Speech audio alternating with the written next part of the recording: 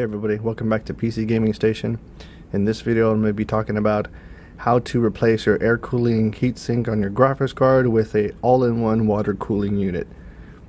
So what happened was I had ordered this GTX 1080 from Amazon.com, and after 2 weeks of time of just playing and using it normally to everyday use, turns out the fans were just basically duds.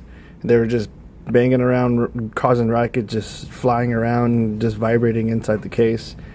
And so basically I took it apart, noticed that the bearings were just not there anymore. It was just kind of just seated in there, floating around, spinning and just causing noise, not giving me enough cooling.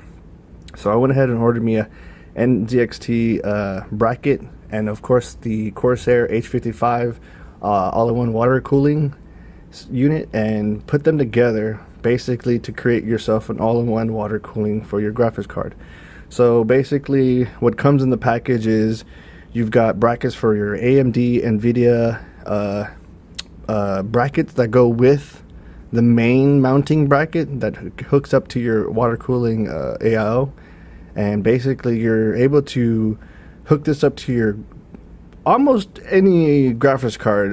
For the most part, I've noticed on forums and websites that it's pretty compatible with most graphics cards. To my surprise, I was able to connect it and get it functioning no problem at all whatsoever. The temperatures just dropped dramatically. Way better than the air cooling, and a lot quieter to boot. I mean, way better. I hope this video was very informative for most of you guys who are having trouble with their heatsink on their graphics card, or any type of issues that they're having with their fans in general. Or if you just want to replace and modify your graphics card and make it water cooled.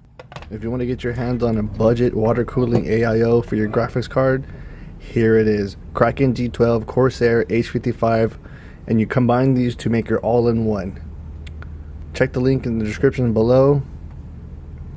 As always, thanks for watching, and I will see you in the next one.